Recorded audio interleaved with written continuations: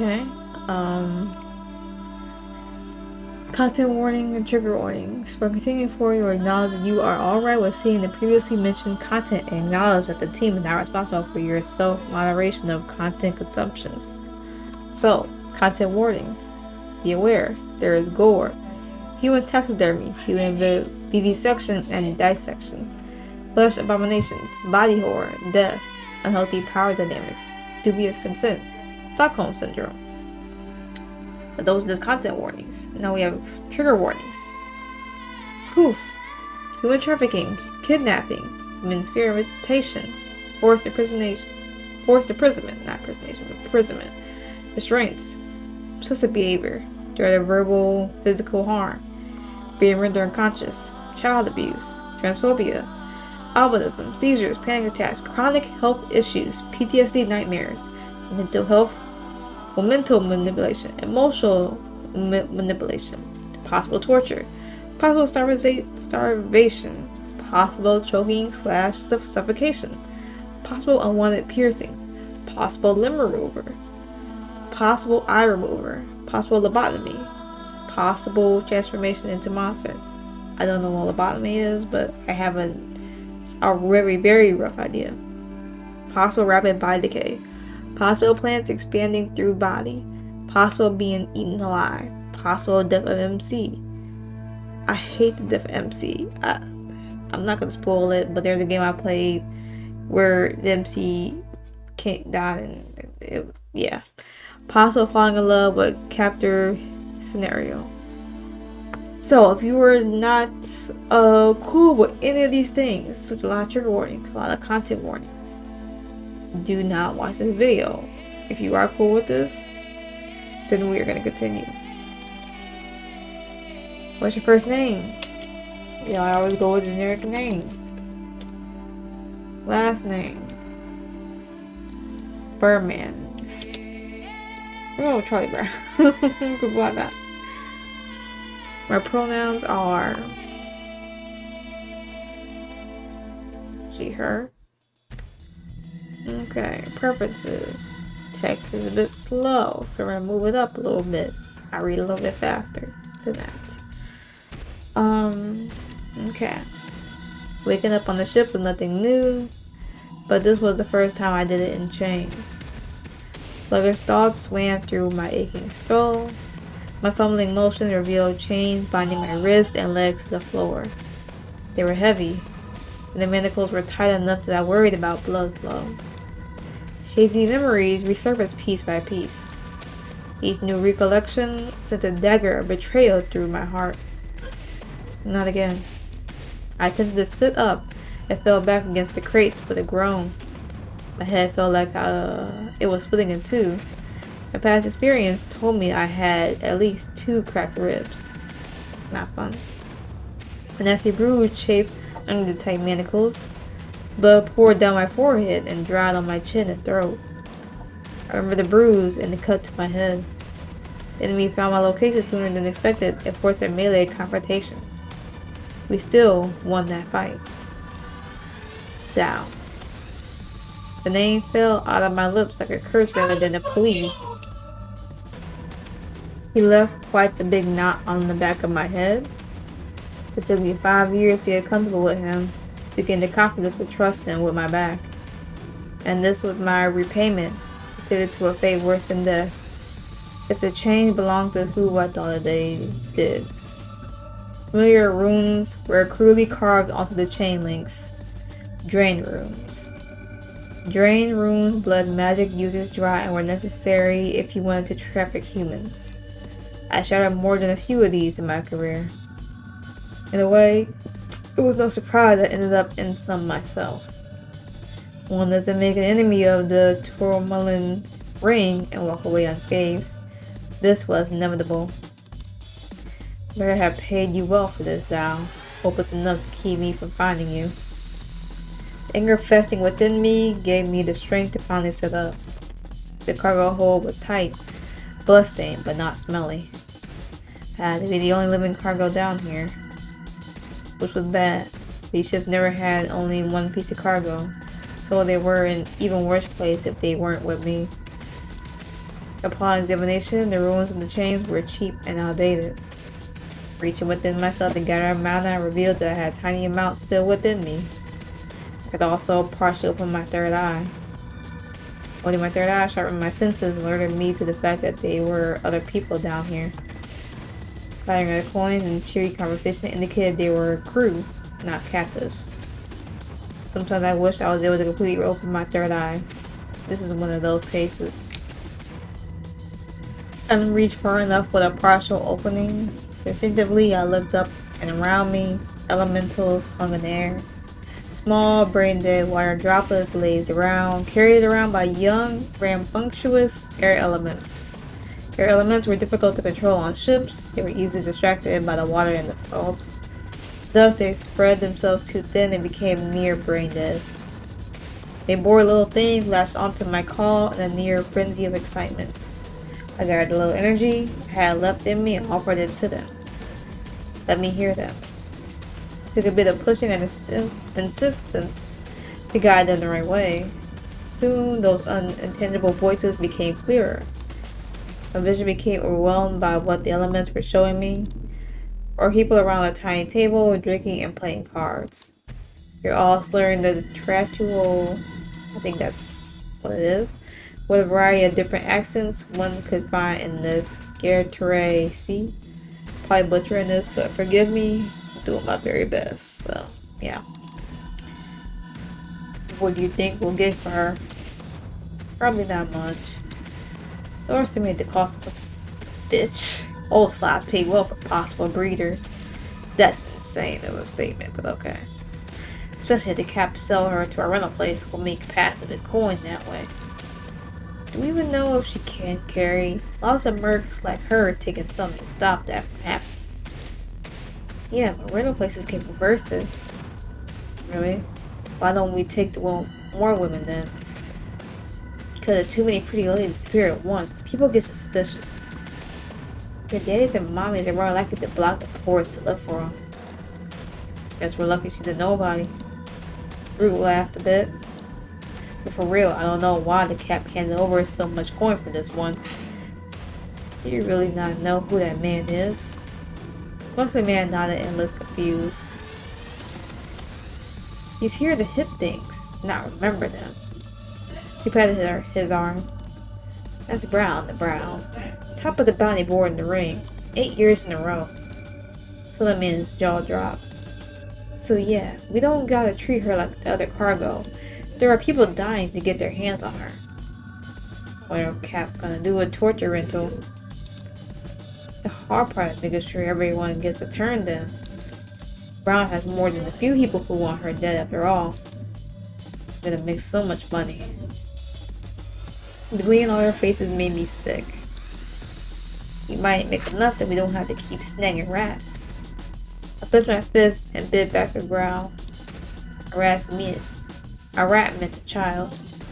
Children were popular merchandise since they were easier to abuse than to appliance. If I can get up. Try to stand, but I couldn't. People like this were scum and definitely had special places saved for them in the hills. My breath came out embarrassingly pants due to my minimum exertion. Then with a move, I focused back on what the elementals showed me. Really gotta cut through that place. Lowered his voice down to a near whisper. A shiver ran down my spine. There were only one area locals called that place. There are few to speak of.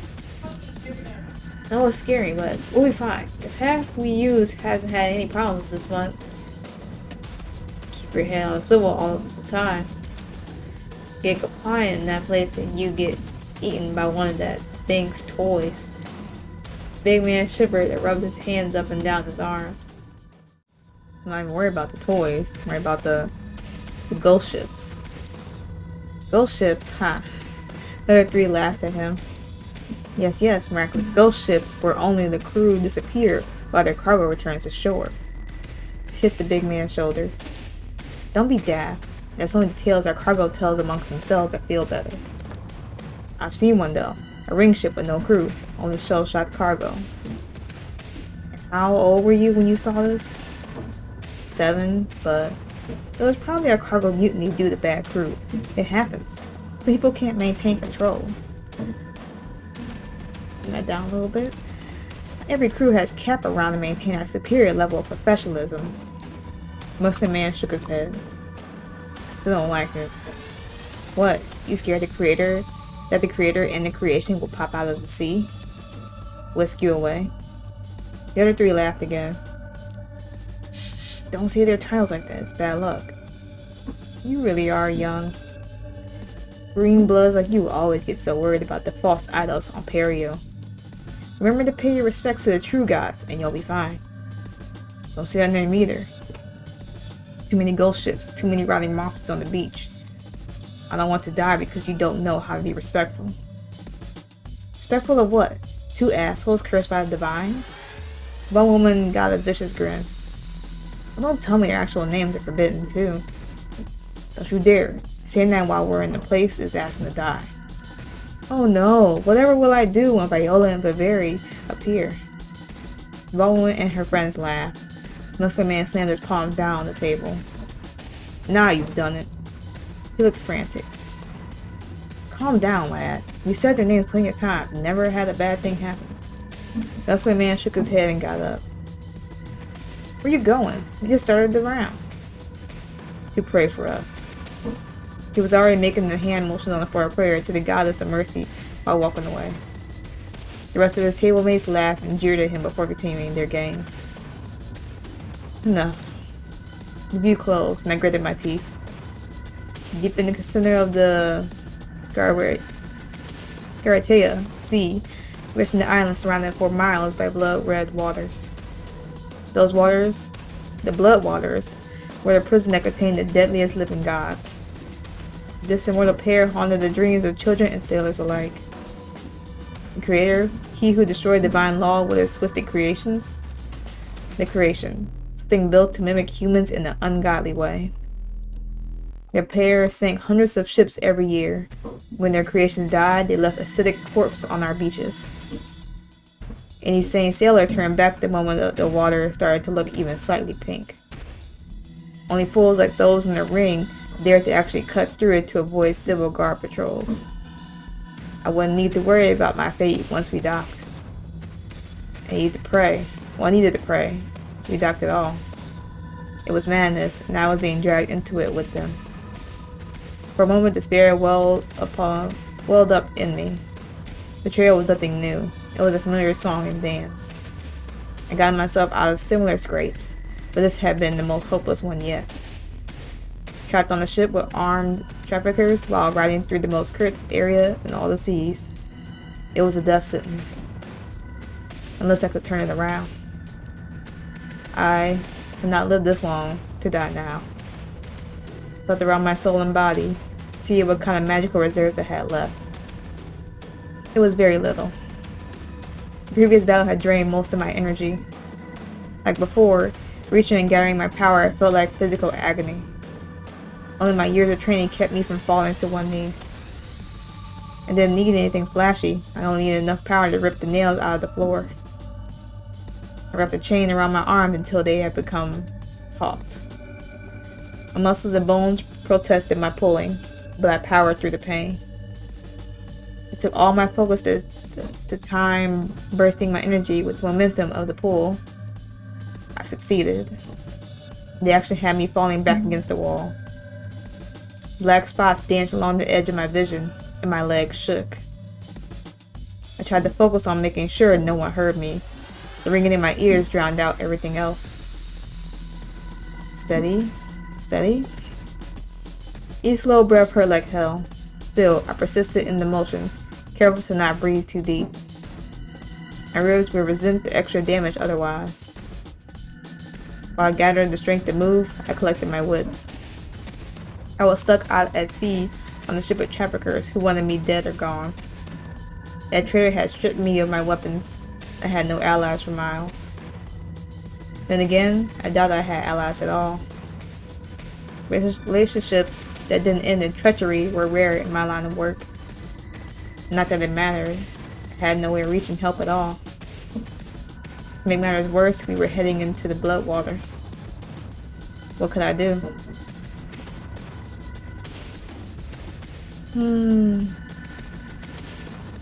Well, we don't want to give it up, but in this playthrough, I think the best bet with the numbers and our, I guess, physical abilities, I guess magical too, best bet would be to sneak out versus trying to fight out with what the reserves that we have. So yeah.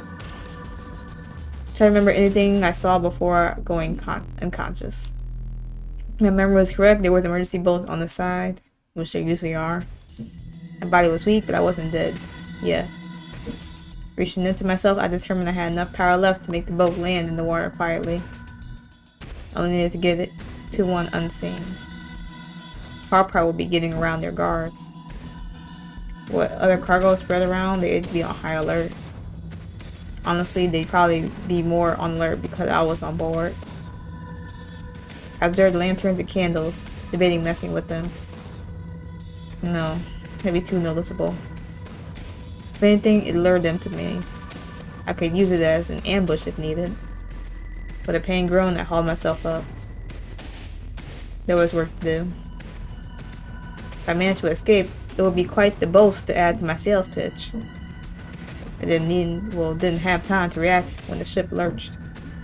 Poor balance sent me rolling across the floor. Only instinct had me bracing my feet against a column to keep me from rolling anymore. Strain in my left ankle screeched at the impact, but I didn't have time to wonder if I'd broken it. When the lurch came from the other side of the ship, I flung my long wrist chains around the column and used them to hold on. Chaos reigned above me. Frantic screams and shouting echoed down the stairs. Sounds of metal clanging against something unnatural rung out. Lurching stopped, but the fighting continued. I managed to pull myself behind a small gathering of cargo crates by the time the members of the crew ran downstairs. Okay, fuck.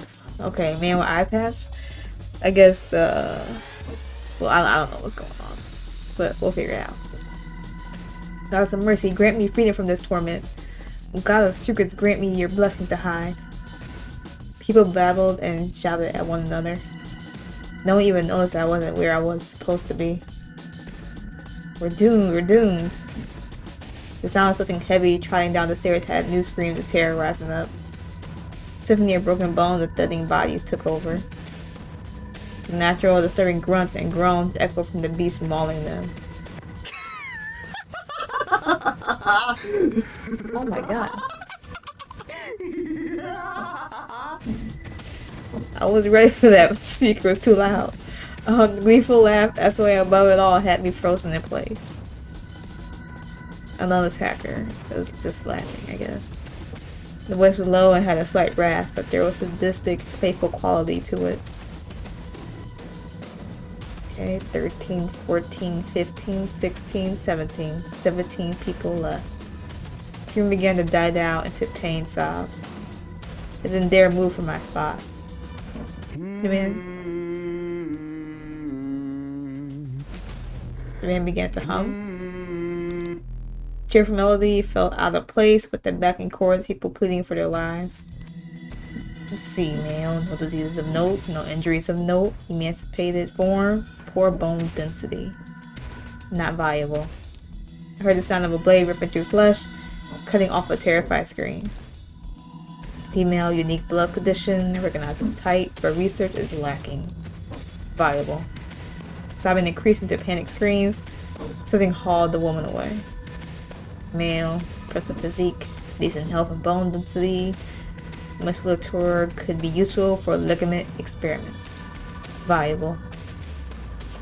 Please, no, no, no. The man's cries cut off as he was pulled away. I guess they should listen to the muscular man. One pleaded.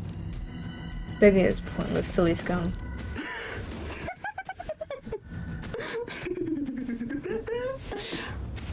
It's not like you spared anyone in your life. What's it like? Do you enjoy being powerless? Is it fun? Does it make you think of your sins? Come now, tell me, I asked a question. Playful tone turned into something more dangerous. The man tapped his foot. Female, nothing impressive. Less than average health. Beyond stupid. Not viable. Heard the sound of something slamming against the floor. The sound of a skull caving in cut off her pained cry. Finally, intersex. Fascinating. Sadly, I finished that research some time ago.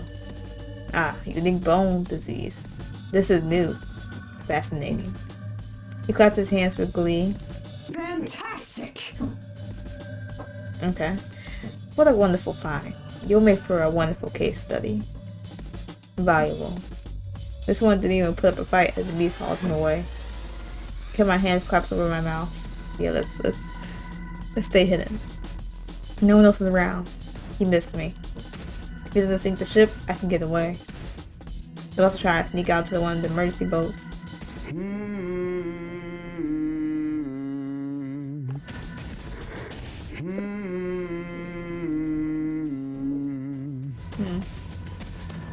The man was humming while moving through the cargo hold, since when he passed right by me, holding my breath. To my horror, he looked right at me. His eyes were foggy and unfocused. Oh, nice. Messy dark brown hair from the delicate face and wide blind eyes.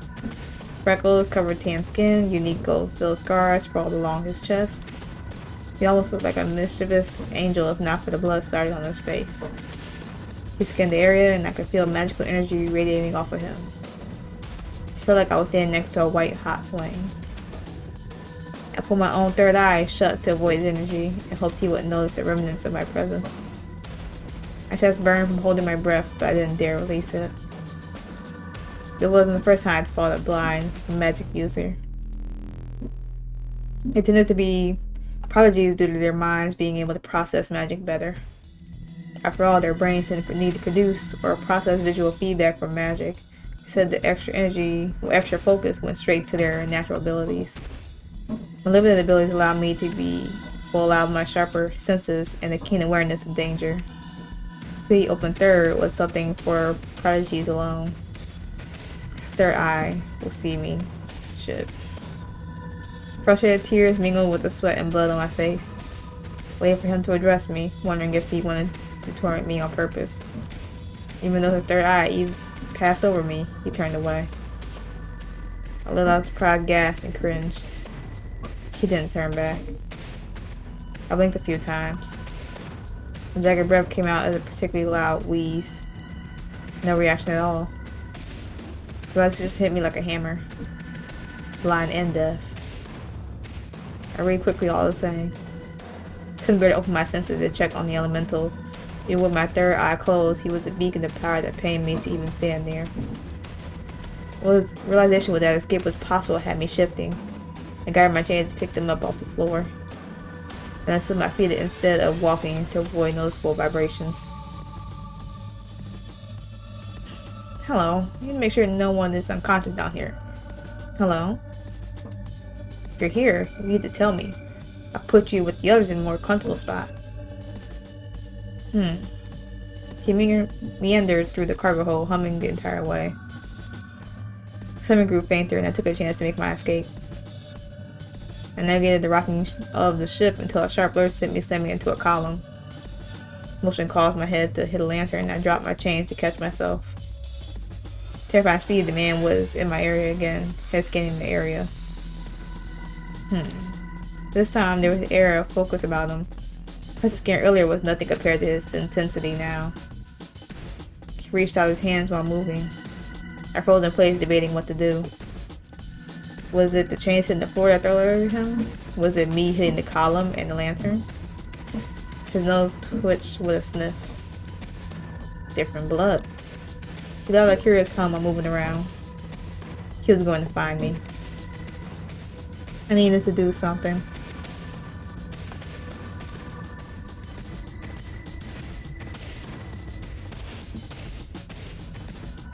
We'll see how this goes, and then we'll try to stay quiet.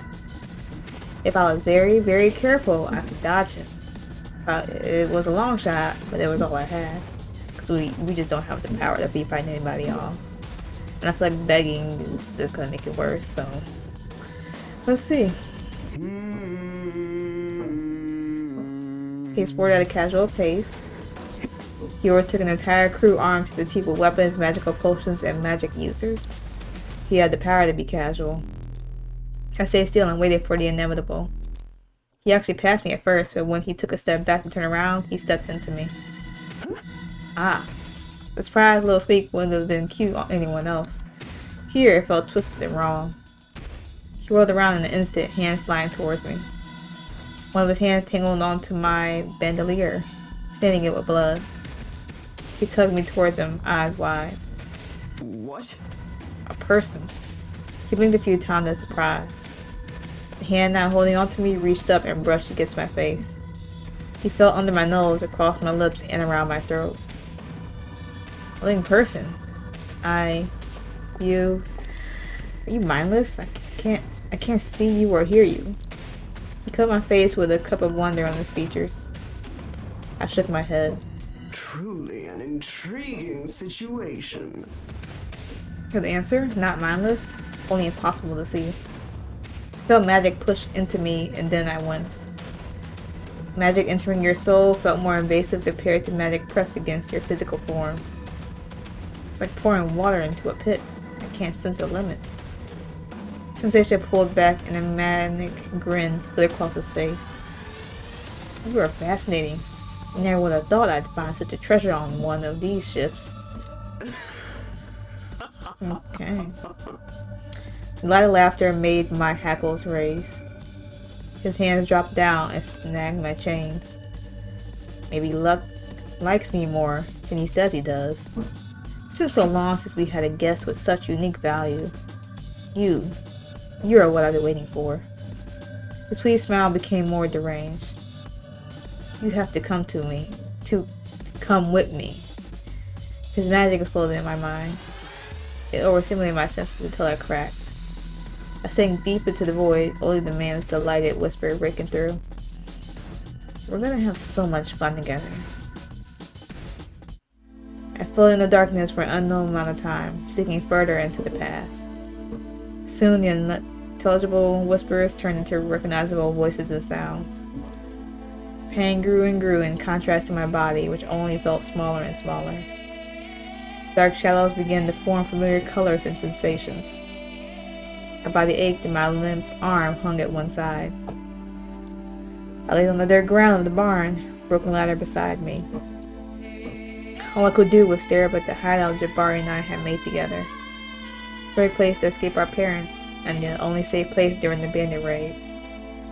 My young mind was crying and scared, wondering why my best friend had kicked the ladder down.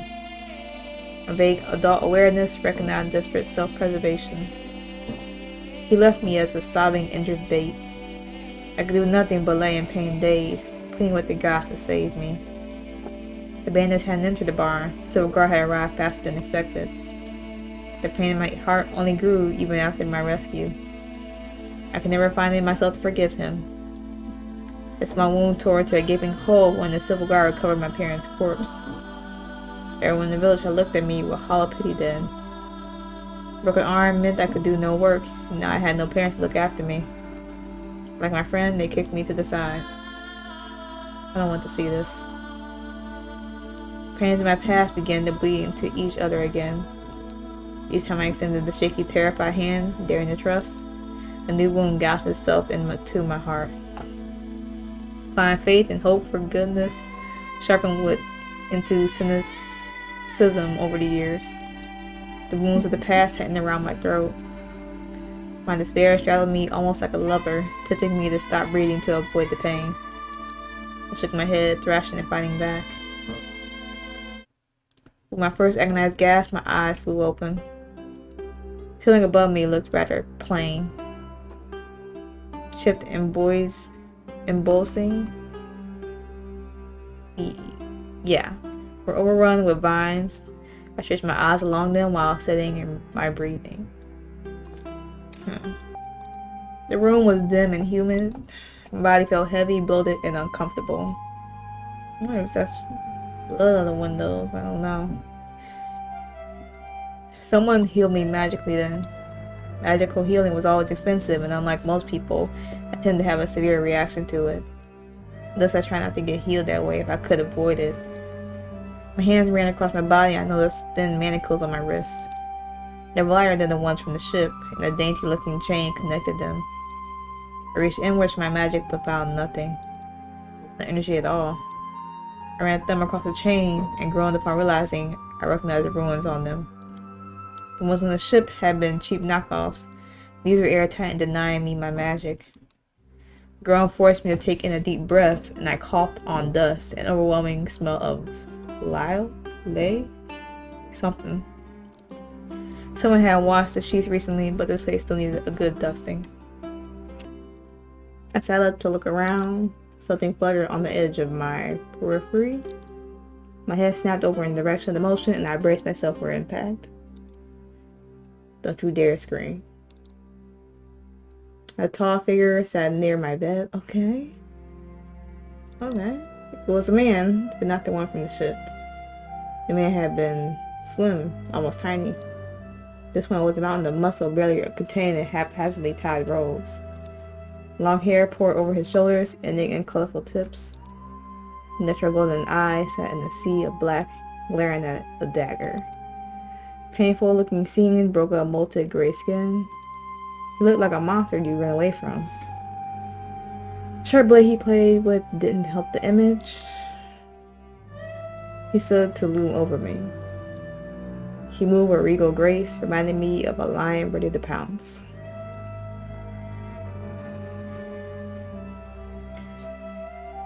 Probably you should stay quiet, maybe? I pit back any surprised noise and went into shock still. Years of seeing the strangest shit imaginable almost helped me keep my expression neutral. The tall man tilted his head at the display, stepping closer. Okay. He leaned in over the bed with ease, eyes tracing across me. I clenched my fist when that blade in his hands came near my flesh. The tip danced across my skin without cutting me. Annoying. Oh, okay. How vexing. If only it were simple. If it were a brazen organ, I could rip it out. If it were a silver tongue, I could make it impossible for you to ever string words together again. If it were a physical talent, I could cripple you with ease. But no, it had to be something I can't take away from you. The tip of his dagger pressed against my throat. Something I'm not certain will persist, or not even if I kill you and rip out your soul. Bit this tongue displeasure before standing up straight, tucking the dagger away. Annoying. Annoying. Most annoying guests we've ever had here. Treading with my feet, only discovered that they were also chained together.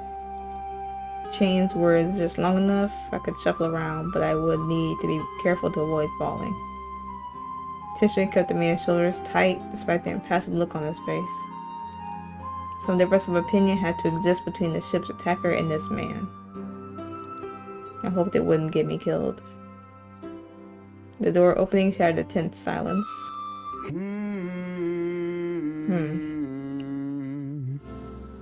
The ship's attacker skipped in, humming that same tune. My sunshine. Hello, my sunshine. Hello, guest. I'm glad to see you awake. Ship's attacker stopped at the edge of the bed. I'm also glad to see you didn't undo my work, my sunshine. I suffered a new skull fracture or a few cuts. I am not that childish. Says the one who's pouting. Tall man glared at the small one side. My sunshine, we've been over this. I'm aware. Shorter man pouted a bit. Later. We'll talk about this later. Tall man sighed and rolled his eyes. You're awake, which is good. Any problems with your vision? Odd spots? Shorter range? No, but it's hard to tell for sure in a dim room. Alright, my sunshine can see in the dark. He laughed and waved a hand in front of my face. Well, his face. I haven't needed the light in a long time. We'll have to make sure to brighten the place up. Must we? I read our guest now break her neck walking around, so yes, Viv. Viv let out a disgruntled grunt.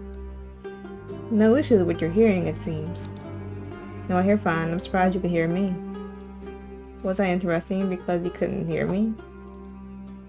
I can't hear you. I can hear the air elements I have attached to you, repeating what you say to me. I flickered around me out of habit. My change prevented me from opening my third eye, meant the gesture was meaningless.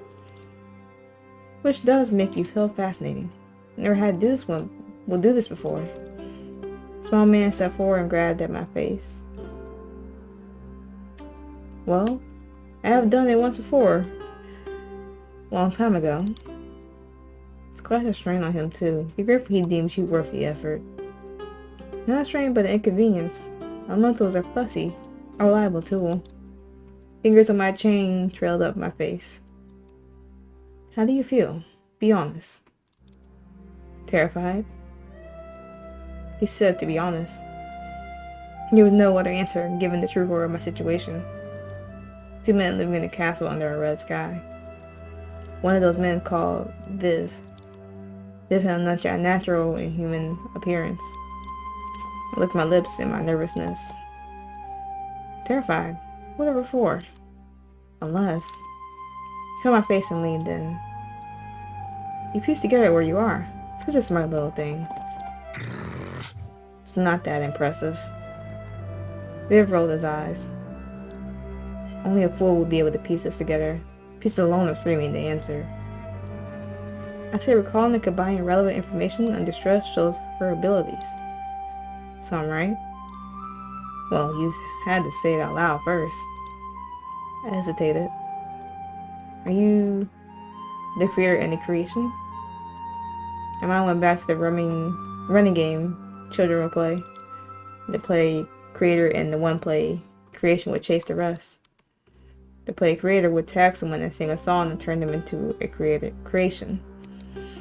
The play creation would then tag the new ones to kill them. Echoes of childish laughter and our play songs had me shuddering. He'll make more. He'll break more. The cycle never ends until we're all dead friends. My hands are freezing despite the hot and wet air in the room. Smaller man laughed in delight. See? I guess did figure it out. Viv sounded less impressed. Proper introductions are only polite. I am Viola, though you seem to know me as the creator. Viola tilted his head in the direction of Viv. That sourpuss is the creation, Vivere. Obviously. Viola finally released my face. Welcome to Pario. You'll be staying with us for some time. Viola clasped his hands together and gave me a big smile. If it was meant to comfort me, it had the opposite effect. You see, you are quite a fascinating find. Despite having mana of your own, your soul is a void. What? Oh, please. The things I put up with. Okay.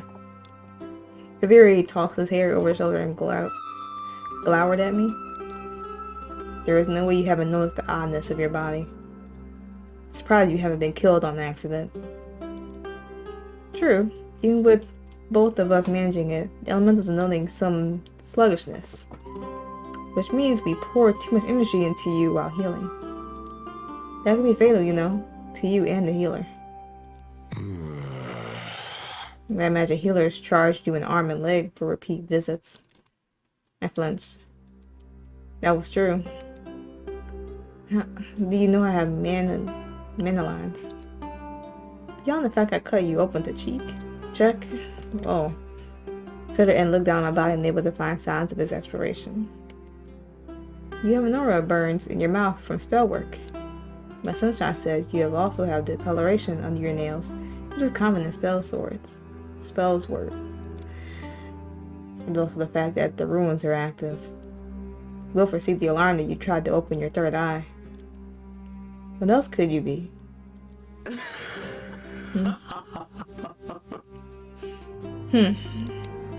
This makes your situation all the more intriguing. Your soul is willing to absorb any and all magic thrown at it. Telepathy, healing, illusions, who knows what else. This violates the laws of nature. Human souls are not supposed to be limitless. Human body will shatter if one pours too much energy into it. You still seem vulnerable to that. Be a shame if you died on accident. Well, he said that could be in that if it was by his hands, it wouldn't be an accident. Why is that interesting? Aren't there a mere defect? I need it. Violo leaned in so quickly our foreheads almost collided. I need that power. I need that void. The voice was desperate and almost reverential. Vaughn smiled across his face. You're going to help me get it. After all, it's not like you can go anywhere else. Feel free to try if you want to. Vivere shrugged his shoulders. Now, that'd be fatal. Grin became sharper then. I'm quite the grump when things get in the way of my studies. But that won't be a problem, right? Lean in close one more time. Behave for now. We'll figure out what to do with you after the experiment ends. I shuddered. My good. Captivity in Sacrarium Pario had begun. Okay. Let's save right here. This is a good stop point as any. We have been playing for a minute. So this is Sarah. I'll get better when it comes to the pronunciation of this game, but we'll just say Pario for now. So this Pario, if you can pronounce it better than me, then feel free to do that. Fortunately, I'm not the best when it comes to pronouncing things, but you know, I do my best. So hopefully y'all enjoyed this visual novel so far. I probably will be doing a part 2. Just give me some time to get all that worked out.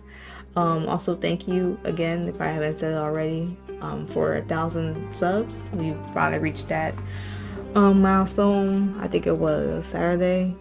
I'm not exactly sure, but it is pretty awesome. It's been a few years me doing this, and I have to say that I appreciate every one of y'all that have subbed, liked, commented, shared any videos, possibly anything of that sort. I didn't think I would get 1,000 subs. I didn't know, but here we are. So I believe we're at 1,002 subs right now, so pretty awesome milestone. But let's go for 2,000, 3, 4. Let's keep the ball rolling. So yeah, honestly, I'm still trying to process it. I think it's pretty awesome, but I know it's only like smallish milestone in a way. I guess to me it's a huge thing. Some people it's small because some people have a lot more, which, you know, it is what it is. I'm also a little bit sick right now, so if my voice sounds a bit that's why. But I'll get over that soon. It's no big deal. Not like I won't get sick again, unfortunately. But I'm going to end it here. I do like this now so far. I like the art style, the story, how's it going, like the plot. Everything is like really nice so far, and like how it's developing, and I'm not exactly sure how it's gonna end. So I'm gonna hold y'all. I'm gonna end it here. So if you liked the video, of course, don't hesitate to like, share, comment, subscribe, all that fun stuff. And I'm gonna end it here. So if y'all want to, you know, go ahead of me and not follow my uploads, and of course everything will be in the description below. And hopefully y'all had a good day, good yesterday, and better tomorrow. And I will catch y'all in the next video.